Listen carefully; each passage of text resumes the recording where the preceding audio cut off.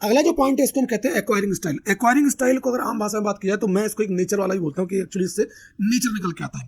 अब पहला पॉइंट जो मैंने बात की थी आपकी, वो की थी मैंने पर्सनालिटी के बारे में। अब ये है नेचर। नेचर और पर्सनालिटी की बात करें तो पर्सनालिटी वो चीज होती है जो हमारे सामने दिखती है, उसको व्यक्तित्व बोलते हैं। और पर्सनालिटी की बात ये होती है कि उसको हम बदल सकते हैं, हम चेंज कर सकते हैं। अगर मान लीजिए मुझे आप कहोगे कि आप बहुत ज्यादा गुस्सा होते हो तो मैं अपनी इस चीज को चेंज कर सकता हूँ पर्सनालिटी में, अगर ये है। लेकिन अगर ये बात मेरे नेचर में आती है तो नेचर अलग चीज होती है। नेचर जो होता है वो अंदर होता है, और नेचर जो हम पैदा होते हैं वो अंत तक हमारा होता है। इसीलिए ये पेज मेरा फेवरेट भी है, क्योंकि इसमें बताई हुई चीज चाहे वो मैं किसी 4 साल के बच्चे की बताऊं, चाहे वो मैं एक 70 साल के व्यक्ति की रिपोर्ट देख के बताऊं, एक जैसी ही निकल के आती है। मतलब इसका वर्ड टू वर्ड एक जैसा लगता है सामने वाले को। क्योंकि देखिए, जब 3 साल के बच्चे की रिपोर्ट निकालते हैं तो एक हिसाब से वो मकान बनने से पहले की हमारे पास रिपोर्ट होती है, जिससे पता लगता है कि बच्चा आने वाले कल में कैसा होगा। तो हम कई चीजें करके चेंज कर सकते हैं, लेकिन इस पेज के अंदर कोई चेंज कभी नहीं आता है, क्योंकि हमारा नेचर कभी नहीं बदलता। जैसा नेचर हमारा पैदा होने पे था वैसा ही मरते तक जाता है, और ना हम उसे बदल देते हैं। इसीलिए हमें जब किसी से हम संबंध में आते हैं, कुछ बातचीत में, कोई दोस्त, रिलेशन, पत्नी बनते हैं, होते हैं हमारे रिलेशन, तो हमें यह समझना चाहिए कि इसका नेचर क्या है। वो नेचर कभी चेंज नहीं। नेचर जो होते हैं, जिस तरीके से 4 प्रकार की पर्सनालिटी होती है, ऐसे ही 4 प्रकार के नेचर होते हैं। अब नेचर जो होता है वो मिक्स भी हो सकता है। पहले मैं बात करता हूं नेचर कौन कौन से होते हैं। पहला नेचर होता है सेल्फ कॉग्निटिव, दूसरा होता है अफेक्टिव नेचर, तीसरा होता है रिफ्लेक्टिव, और चौथा होता है रिवर्स थिंक। पहले हम बात करते हैं सेल्फ कॉग्निटिव नेचर के बारे में। सेल्फ कॉग्निटिव नेचर की अगर बात किया तो ये वो लोग होते हैं जो लोग अपना ही सोचते हैं, अपना ही करते हैं, यानी थोड़ा सा जिद्दी प्रवृत्ति के होते हैं। यानी कि जो सोच लिया वही करना है। बॉस ही बोलते हैं ना, बॉस ही मतलब कि अपनी चाबी अपने पास ही है, कोई कितना भी बोल दे काम करने के लिए, चाहे कुछ हो जाए। अगर मेरा सेल्फ कॉग्निटिव वाला नेचर है, एक्वायरिंग स्टाइल है, तो मुझे चाहे कोई कितनी बार बोलता रहे, मैं वो काम नहीं करूंगा जब तक मैं खुद से एग्री नहीं हो। इसको हम जिद्दी नेचर भी बोलते हैं कई बार, कि जिद्दी नेचर है, बॉसी नेचर है, किसी की नहीं सुनता, अपने मन की करता है। अगर हम एक बच्चे की बात करें सेल्फ कॉग्निटिव नेचर का, मैं कई बार जब डिस्कशन करता हूँ, इंटरप्रिटेशन करता हूँ, तो एग्जाम्पल लेता हूँ। वो एग्जाम्पल एक मैं आपको सुनाता हूँ। कई बार आपने देखा होगा, एक बच्चा होता है घर में जिसको पेरेंट्स बोलते हैं कि बेटा वहां मत जाना, उस गड्ढे में मत जाना, पानी भरा हुआ है, दूर रहना उस पानी में, चोट लग जाएगी। या फिर आप कहते हो बगल वाले कमरे में प्रेस लगाओ, उसको छूना नहीं, जाओगे तो जल जाओगे। अब वो बच्चा सबसे पहले उस गड्ढे में जाएगा और उस पानी के अंदर कूदेगा। सबसे पहले जाएगा उस बगल वाले कमरे में जो प्रेस लगी उसको जाएगा और टच करेगा, और फिर जब वो जल जाएगा तो आगे बस आएगा, पापा पापा मैं जल गया। अब आपने क्या सोचा कि जो काम मैं मना करता हूं वो काम ये पहले करता है। अब आपको आता है गुस्सा। तो कई पेरेंट क्या करते हैं, हाथ भी उठाते हैं, मार देते हैं। क्यों? क्योंकि उन्हें मालूम लगता है कि इसको अगर हम मारेंगे, पीटेंगे तो ये जो जिद्दीपन है खत्म हो जाएगा। लेकिन नहीं, क्या वो खत्म हुआ? नहीं खत्म होगा, ना खत्म होगा। वो बच्चा आपको चैलेंज नहीं कर रहा है। मैं बार बार हर वीडियो में बोलता हूं, किसी भी व्यक्ति, किसी बच्चे, किसी इंसान को पिटने का शौक नहीं होता, गालियां खाने का शौक नहीं होता। उस बच्चे को शौक नहीं था। अब उसके पीछे का साइकोलॉजिकल रीजन क्या है मैं आपको बताता हूं। वो बच्चे, आपने उस बच्चे को बोला कि बगल वाले कमरे में प्रेस लगा, उसे छूना नहीं, जल जाओगे। सबसे पहले हो गया, उसने प्रेस को छुआ, आपके पास आया, पापा पापा मैं जल गया। वो बच्चा आपको बता रहा है कि पापा मैंने एक्सपीरियंस किया कि जलना क्या होता है। सेल्फ कॉग्निटिव नेचर के जो लोग होते हैं, ये जिंदगी में हर चीज को एक्सपीरियंस करते हैं। जब तक वो एक्सपीरियंस नहीं कर लेते तब तक उस चीज के पीछे पड़े रहते हैं। आप कितना ही समझाओ, जितने कई लोग आपने देखे बिजनेसमैन, कि आप उन्हें कितना ही समझाते हो कि इसमें इतना लॉस हो जाएगा, इतना प्रॉफिट हो जाएगा, ये सब बताने के बाद भी करते वो अपना ही दिमाग का है, और फिर जाकर ठोकरे खाते हैं और उसके बाद सीख। अगर मैं बिजनेसमैन की बात करूं, कई ऐसे बिजनेसमैन है जो ऐसे इस नेचर के होते हैं, वो जाते हैं बिजनेस करने, लेकिन पहली बार में ही बिजनेस फेल हो जाते हैं। फिर लोग उनको बोलते हैं कि देखा, मना किया था बिजनेस मत करना, आपने बिजनेस किया, नुकसान हुआ।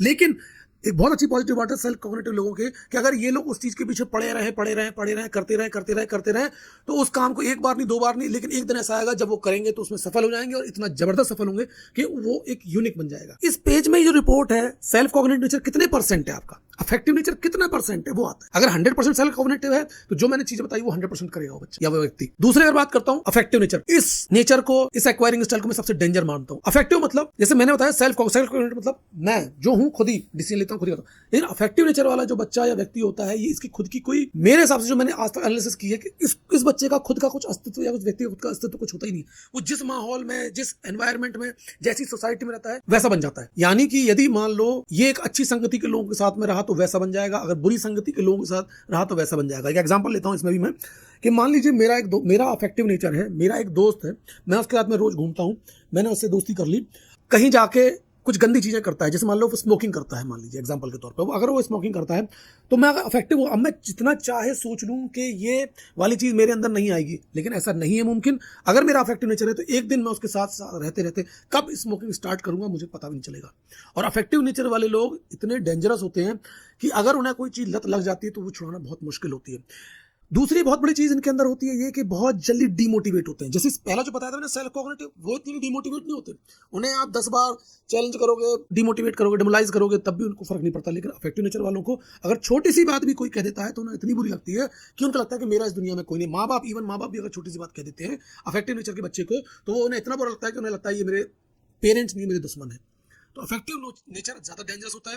और जितने भी आपने देखे होंगे ब्लू व्हेल गेम्स आया था एक टाइम पे, या फिर जो गेम्स खेलते हैं बच्चे, उन्हें लत पड़ जाती है, पैसे हारने की लत पड़ जाती है, जुआ खेलने की लत पड़ जाती है। अब ये मैं बुरी चीज़ों की बात कर रहा हूँ, लेकिन अच्छी लत भी पड़ती है। अगर अच्छी चीज़ें पड़ जाती है तो वो अच्छी चीज़ों के साथ भी जाते हैं। लेकिन कई केसेस हम जो निगेटिव सुनते हैं उनकी बात करता हूँ, या जो गलत अटेम्प्ट कर जैसी चीज़ें भी अटेम्प्ट कर लेते हैं बच्चे, ये वो नेचर होता है। इसको समझ। अब इस नेचर, अगर किसी का ये नेचर होता है, पहली बात तो आप ऐसे गैस नहीं कर सकते किसी के नेचर के बारे में कि ये नेचर इसका इतना परसेंटेज, इतना ये परसेंटेज में होता है। रिपोर्ट का पेज निकालो, रिपोर्ट में आता है। अब इसकी सलाह अलग अलग होती है। जैसे सेल्फ कॉग्निटिव वाले नेचर के लिए मैंने मना किया था कि इसको मारना पीटना नहीं पड़ता, समझाना पड़ता है। एक बार, 2 बार, 10 बार आपको समझाना पड़ेगा, बार बार हो जाएगा, प्रेस कुछ होगा, आपको लगेगा 10 बार समझाते, लेकिन आपको काम ही समझाना है, तब वो समझता है। लेकिन अफेक्टिव नेचर वाले समझदार बहुत होते हैं, उनको एक बार कोई तरीके की चीज समझा दी जाए समझ जाते हैं। इसलिए इन पर नजर रखना बहुत जरूरी होता है। इन पर ध्यान रखना होता है कि इनके कौन से दोस्त हैं, किस संगत में है। इन्हें कभी खुद की चीजें पसंद नहीं आती। इन्हें दूसरे का पहनावा, दूसरे के साथ में रहना सहना, वो बहुत पसंद आता है। और ये टीम लीडर नहीं होते, ये टीम के साथ काम कर रहे हैं, टीम वर्कर होते हैं, टीम के साथ मिले काम करने वाले लोग होते हैं। जैसे मैं बार बार बोल रहा हूँ कि ज्यादा मैं डिटेल में बात नहीं करूंगा क्योंकि वीडियो बहुत लंबा हो जाएगा। अब बात करते हैं हम तीसरे एक्वायरिंग स्टाइल की। तीसरी एक्वायरिंग स्टाइल जो है उसको हम बोलते हैं रिफ्लेक्टिव, यानी रिफ्लेक्टिव नेचर बोलूंगा मैं तो इसको। रिफ्लेक्टिव वाले जो लोग होते हैं वो जो चीज जैसी देखते हैं वैसी बनते हैं। यानी कहने का मतलब, यदि एकता कपूर के अंदर मुझे सीरियल पसंद आ रहा है, उसमें मुझे कोई करेक्टर दिख रहा है, वो मुझे अच्छा लगने लगा, तो मैं वैसा ही कॉपी करूंगा, वैसे ही बोलने का यूज करूंगा, बोलने का तरीका मेरा वैसे हो जाएगा, मेरे पहनने का कपड़ा, चलने का तरीका, उठने बैठने का तरीका मैं बिल्कुल कॉपी करने लगूंगा। यानी कहने का मतलब, यदि आपके घर में कोई बच्चा है ऐसा जिसका जो नेचर है वो रिफ्लेक्टिव नेचर है, और यदि आप उसको सचिन तेंदुलकर बनाना चाहते हैं, तो आप सचिन तेंदुलकर के बारे में उसको बताओ, उसकी वीडियो दिखाओ, उसके बारे में बात करो, वो बच्चा जस्ट कॉपी सचिन तेंदुलकर बन जाएगा। अब चौथा जो आता है वो है रिवर्स थिंकर। ये वो लोग हैं जो दुनिया में सबसे कम पाए जाते हैं। जहां तक मुझे लगता है 0.5% के आसपास होते होंगे ये लोग। ये वही लोग हैं जिनको अक्सर लोग पागल बोलते हैं। आप बोलोगे पागल क्यों बोलते हैं? क्योंकि जैसे नाम से पता लगा, रिवर्स थिंकर। रिवर्स थिंकर मतलब उल्टा सोचना, उल्टा सोचना। अब उल्टे सोचने वाले लोगों को पागल ही कहते हैं। अब जैसे कि एग्जांपल के रूप में, ये वो चीजें सोचते हैं जो आने वाले कल में होने वाली है। बात करने के तरीके से, इनके सोचने के, इनके डिस्कशन करने के तरीके से आप समझ जाओगे इनको। अब पागल क्यों बोलते हैं? क्योंकि पागल उसको बोला जाता है जिसने वो चीजें डिस्कस करता है जो उसको लगती हैं। अब पागल कहने वाले लोग वो लोग होते हैं जिन्होंने वो चीज देखी नहीं। आज अगर मैं मान लीजिए किसी को पागल कहता हूं तो इसका मतलब है मैंने वो चीज देखी नहीं है जो वो पागल डिस्कस कर रहा है, जिसको मैं कथित रूप से पागल बोल रहा हूं। ठीक है, राइट? तो पागल नहीं होता, वो रिवर्स थिंकर वो लोग होते हैं जो वो चीजें सोचते हैं जो आने वाले कल में होने वाली है। जैसे एक एग्जांपल लेता हूं, अगर मैं आज बात करूं, अभी 2025 चल रहा है, आज से अगर मैं 50 साल पहले की बात करूं, और 50 साल पहले यदि मान लीजिए आप मेरे सामने बैठे होते और मैं आपसे बात कर रहा होता और मैं आपसे बोलता कि भाई साहब मेरे पास एक ऐसी डिवाइस मैं सोच रहा हूं बनाने की, जिस डिवाइस से मैं यहाँ बैठे बैठे न्यूयॉर्क में, अपने अमेरिका में बैठे बैठे किसी दोस्त से बात कर सकता हूं। मैं ऐसी एक डिवाइस बनाने की सोच रहा हूं। मैं देखूंगा उसको सामने ऐसे और बात करूंगा उसके सामने बैठ, मैं ऐसी डिवाइस बनाने की सोच रहा हूं। अगर ये 50 साल पहले मैंने आपको बोला होता आपके सामने बैठ के, तो क्या आप मेरी बात का यकीन करते? आप नहीं करते। लेकिन आज ये चीज है या नहीं है? तो जिसने इस चीज के बारे में सोचा था वो रिवर्स थिंकर था। तो रिवर्स थिंकर ज्यादातर हम बोलते हैं साइंटिस्ट वगैरह होते हैं, क्योंकि ये लोग अपोजिट सोचते हैं। इनको सेल्स से कोई, बिक्री से कोई लेना देना, इनकी खोज से होता है, नया चीज सोचते हैं। तो रिवर्स थिंकर बहुत कम पाए जाते हैं। अगर किसी घर में कोई बच्चा रिवर्स थिंकर है तो उनके पेरेंट्स या उनके घर वालों को बहुत ज्यादा दिक्कत होती है उस बच्चे को हैंडल करने में। और कई बार वो बच्चा शुरू में तो बहुत ज्यादा एक्साइटमेंट में बहुत सारी चीजें बोलता है, लेकिन जब उसको इस तरीके से ट्रीट करते हैं लोग, उसको पागल बोलते हैं, उसको सपोर्ट नहीं करते हैं, तो वो बच्चा धीरे धीरे डिप्रेशन में या ऐसी चीजों में आ जाता है कि उसको समझ में नहीं आता मैं क्या करूं। तो ये रिपोर्ट का ये पेज ये बताता है। और ऐसी बहुत सारी बातें हैं जो इस रिपोर्ट के पेज से निकल के आती हैं। मैंने अभी आपको मात्र 10% बताया है। अब बात आती है अगले पॉइंट की जो इस रिपोर्ट में निकल के आता है। जैसे कि इस पेज में दिख रहा है कि लर्निंग स्टाइल। लर्निंग स्टाइल की बात की जाए तो टोटल 3 तरह के लर्निंग स्टाइल होते हैं। पहला होता है विजुअल लर्नर, दूसरा होता है ऑडिटरी लर्नर, तीसरा होता है काइनेस्थेटिक लर्नर। अब ये भी तीनों परसेंटेज में होते हैं। अगर किसी बच्चे, किसी व्यक्ति के अंदर एक ही लर्निंग स्टाइल है तो इसका मतलब है कोई दिक्कत है। तीनों अलग अलग परसेंटेज में होते हैं। हो सकता है विजुअल 25 हो, बाकी 50 हो, ऐसा हो सकता है परसेंटेज वाइज। तो आप उसको देख सकते हैं। अब इसमें फायदा क्या होता है? अगर मान लीजिए मैं विजुअल लर्नर ज्यादा देख रहा हूं तो इसका मतलब है मैं चीजों को देख के जल्दी याद कर लेता हूं। मैं चीजों को देखूंगा और मुझे याद हो जाएगा। अगर मैं ऑडिटरी लर्नर हूं तो मैं चीजों को सुनूंगा और मुझे याद हो जाएगा। अगर मैं काइनेस्थेटिक लर्नर हूं तो जब तक मैं उस चीज को एज ए एक्टिविटी के रूप में निकलेगा तब तक मुझे याद नहीं हो। अब ये परसेंटेज वाइज होता है, कितने परसेंट विजुअल हूं मैं, कितने परसेंट ऑडिटरी हूं, कितने परसेंट मैं काइनेस्थेटिक हूं। एक बच्चे के लर्निंग स्टाइल के बारे में जानना सबसे ज्यादा जरूरी होता है। क्यों ज्यादा जरूरी होता है? जैसे कि हम बोलते हैं कि खाना खाने का एक तरीका होता है, उठने बैठने का तरीका होता है, गाड़ी चलाने का एक तरीका होता है। हम हर जगह पे एक रूल्स एंड रेगुलेशन बना के चलते हैं, ऐसे ही पढ़ने के भी एक रूल्स एंड रेगुलेशन होते हैं, जिसमें सबसे पहला ये होता है कि मुझे अपने पढ़ने का सही तरीका पता होना चाहिए। उससे सबसे बड़ा फायदा ये होता है कि मैं 8 घंटे की स्टडी को 2 घंटे में कवर कर सकता हूँ, सबसे बड़ा फायदा। दूसरा, एक बहुत बड़ी चीज निकल के आती है जो मैं डिस्कस करना चाहूंगा। कई बच्चे आपने देखा होगा, जो बच्चे पढ़ लेते हैं, याद कर लेते हैं, पूरा 100% उन्हें याद होता है, लेकिन एग्जाम हॉल में जाकर जैसे बैठते हैं उन्हें सब भूल जाता है। वो क्या है, वो इस रिपोर्ट से बहुत एक्यूरेट निकल के आता है। अगर मैं इसी लर्निंग स्टाइल के बारे में बात करूं, तो जब ये सब चीजें निकल के आती है तो हम बताते हैं कि सही तरीका आपका पढ़ने का है, किस तरीके से आपको पढ़ाई करनी है। जैसे मैंने आपको बताया, 8 घंटे की पढ़ाई 2 घंटे में कवर कर सकते हो। आप कौन से सब्जेक्ट्स पे ज्यादा फोकस कर सकते हो, कौन सी ऐसी चीजें आपको करनी चाहिए जिनसे आपके मार्क्स बढ़े, और कौन सी चीजें नहीं करनी है जिससे आपकी पढ़ाई में दिक्कत ना आए। ये हमारा लर्निंग स्टाइल से इन चीजों से पता चलता है। अगला पॉइंट जो है वो आता है टोटल इंटेलिजेंस के बारे में। टोटल 8 तरह की मल्टीपल इंटेलिजेंस होती है। तो ये 8 मल्टीपल इंटेलिजेंस कौन कौन सी होती है वो इस ग्राफ के रूप में हमें दिखाई देती है इस पेज में। जैसे पहली होती है इंट्रापर्सनल इंटेलिजेंट, दूसरी होती है इंटरपर्सनल इंटेलिजेंट, तीसरी लॉजिकल मैथमेटिकल इंटेलिजेंट, चौथी वर्बल लिंग्विस्टिक, पांचवी विजुअल स्पेशल, छठवीं बॉडीली काइनेस्थेटिक, सातवीं म्यूजिकल इंटेलिजेंस, और आठवीं और लास्ट नेचुरलिस्टिक यानी कि ऑब्जर्वेशनल इंटेलिजेंस। अब अगर मैं बात करूं एक एक करके इंट्रापर्सनल इंटेलिजेंस की बात करूं, इंट्रापर्सनल इंटेलिजेंस वो इंटेलिजेंस कहलाती है कि जिसमें मैं अपने आप को बहुत अच्छा समझता हूं, बहुत अच्छा जानता हूं, मेरे अंदर बहुत अच्छे विचार आते हैं, मैं लोगों से डिस्कस करता हूं, लोग उसको बड़े ध्यान से सुनते हैं। ये इंट्रापर्सनल स्किल्स कहलाती है। दूसरी होती है interpersonal skills. Interpersonal skills intelligence वो कहलाती है जिसमें मैं दूसरों से बात करता हूं, दूसरों की बातों को मैं बहुत अच्छा समझ सकता हूं, दूसरों की बातों को बहुत जल्दी में जान जाता हूं। अब ये इंटरपर्सनल इंटेलिजेंस वाले लोग कौन होते हैं? जैसे बड़े नेता होते हैं, काउंसलर्स होते हैं, इसके अलावा दूसरों को समझने वाले लोग जो होते हैं, टीचर्स हो सकते हैं इंटरपर्सनल इंटेलिजेंस में। इंट्रापर्सनल इंटेलिजेंस की बात करें, इंट्रापर्सनल इंटेलिजेंस में बहुत से वो लोग आते हैं जो बड़े बड़े महात्मा होते हैं, बहुत बड़े बुद्धिजीवी होते हैं, काउंसलर्स आते हैं जो कि अपने अंदर सामने वाले को और खुद को समझने की ताकत रखते हैं, समझा पाते हैं वो चीज। तीसरा होता है लॉजिकल मैथमेटिकल इंटेलिजेंस। जितने भी आपने इंजीनियर्स, डॉक्टर या टेक्निकली फील्ड के जो लोग देखते हैं वो इसी के अंदर आते हैं, जो लॉजिकल मैथमेटिकल इंटेलिजेंस में। चौथा आता है वर्बल लिंग्विस्टिक। वर्बल लिंग्विस्टिक मतलब लिंग्विस्टिक बोलने की पावर, बोलने की ताकत। वो कई भाषाएं जानते होंगे, बहुत अच्छे शब्दों का यूज करके, बहुत अच्छे शब्दों का उपयोग करके बात करने की काबिलियत उनके अंदर होती है। शब्दों को सही तरीके से संजो के किस तरीके से कैसे बात करनी है, वो लिंग्विस्टिक इंटेलिजेंस में आती है। वर्बल लिंग्विस्टिक इंटेलिजेंस यही एक इंटेलिजेंस है। बॉडी काइनेसिस इंटेलिजेंस में वो इंटेलिजेंस आती है जिसमें पूरी बॉडी का बहुत अच्छी तरीके से उपयोग कर पाते हैं। जैसे एक क्रिकेटर जो होता है उसके अंदर बॉडी काइनेसिटिक इंटेलिजेंस बहुत अच्छी होती है। एक फुटबॉल का प्लेयर हो सकता है, एक शतरंज का खिलाड़ी भी हो सकता है। ये सब बॉडी काइनेसिटिक इंटेलिजेंस के अंदर आते हैं, जिसमें अपनी बॉडी का बहुत अच्छा उपयोग कर पाते हैं। म्यूजिकल इंटेलिजेंस के अंदर म्यूजिक सुनना भर नहीं होता, म्यूजिक के साथ में गुनगुनाना, बात करना नहीं होता। म्यूजिकल इंटेलिजेंस के अंदर हमें टून को समझना, कैसे जब हम बात करते हैं तो अपनी लिंग्विस्टिक इंटेलिजेंस के साथ में जब हम किसी को सुनते हैं तो साथ में ये भी सुनते हैं कि वो किस टोन में बोल रहा है, किस तरीके से बोलते हैं। ये भी आता है हमारा म्यूजिकल इंटेलिजेंस के अंदर। Last naturalistic intelligence. Natural intelligence कहलाता है नेचर के बारे में समझना। जो आपने कई वाइल्ड फोटोग्राफर्स को देखा होगा, वो नेचुरल इंटेलिजेंस के अंदर है। फोटोग्राफर होते हैं जिन्हें फोटोग्राफी बहुत पसंद होती है, अलग अलग पोजेस में। ऑब्जर्वेशनल इंटेलिजेंस में आता है क्वोशिएंट डिस्ट्रीब्यूशन। अगला पॉइंट क्वोशिएंट की अगर बात की जाती है, आपने सुना होगा कि अक्सर लोग ईक्यू टेस्ट कराते हैं, ईक्यू टेस्ट कराते हैं। तो आईक्यू, ईक्यू, एक्यू और सीक्यू 4 तरह के क्वेश्चन होते हैं जो इस रिपोर्ट में निकल के आते हैं, जो ग्राफ में बने होते हैं। अब आईक्यू की बात की जाए तो आईक्यू कहलाता है कि जैसे आज की डेट में एआई हमारा चाहे कितना ही डेवलप हो जाए, जहां तक मुझे लगता है कि उसके अंदर आईक्यू लेवल नहीं आ सकता। आईक्यू लेवल होता यह है कि आईक्यू मतलब डिस्कशन करना, बहस करना, एक मुद्दे पर डिस्कशन करने वाला, मैं अपनी बुद्धिमत्ता का सही तरीके से उपयोग करना, वो कहलाता है आईक्यू लेवल। तो आईक्यू लेवल से ही अगर आपने देखा होगा कई तरह के टेस्ट लिए जाते हैं आईक्यू लेवल को टेस्ट करने के, आईक्यू लेवल जांचने के लिए उस व्यक्ति में।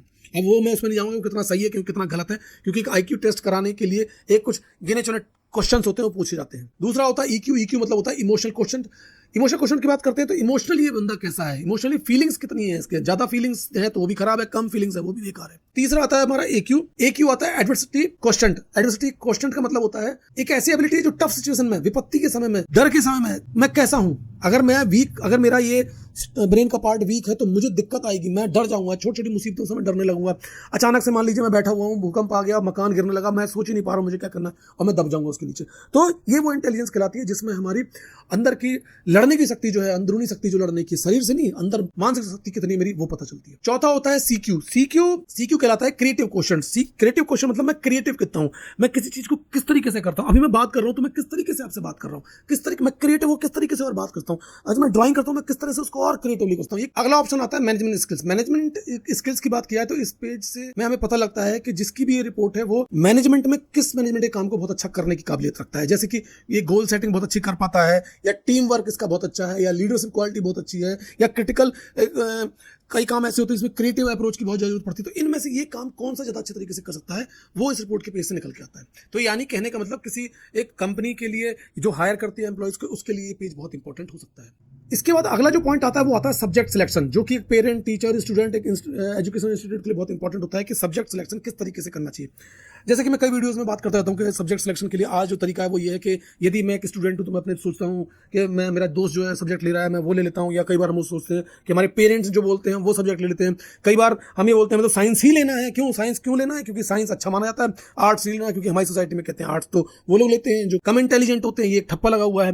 तो सब्जेक्ट सिलेक्शन, तो ये रिपोर्ट एग्जैक्टली बताती है कि मुझे कौन सब्जेक्ट लेने चाहिए और कौन सब्जेक्ट मुझे नहीं लेना है। जैसे कि अगर मैं यहाँ बात करूँ तो ग्राफ के शेप में आप देख रहे होंगे कि ये मुझे कौन सब्जेक्ट लेना चाहिए। जैसे कि अगर मान लीजिए मेरा हिस्ट्री बहुत अच्छा आ रहा है, मेरा इंग्लिश बहुत अच्छी आ रही है, मेरा सिविक्स बहुत अच्छा आ रहा है, मेरा लॉ बहुत अच्छा आ रहा है, तो इससे मुझे पता लगता है कि मुझे कौन सब्जेक्ट लेना है और कौन सब्जेक्ट नहीं लेना। अब आपको क्वेश्चन शायद ये हो सकता है कि भाई इसमें तो मैथ जैसे कमजोर आ रही है, लेकिन मुझे मैथ ही पढ़ना है। तो आप मैथ पढ़ सकते हो, लेकिन बात वही हो जाएगी कि आपको कोशिश ज्यादा करनी पड़ेगी, प्रयास ज्यादा करना पड़ेगा, ज्यादा अच्छी मेहनत पढ़ाई करनी पड़ेगी। और मेरा सवाल यहाँ ये है कि अगर वही मेहनत, वही प्रयास आप उस सब्जेक्ट में करो जो एक्चुअल आपका नेचुरल टैलेंट है, तो क्या बात नहीं बन सकती?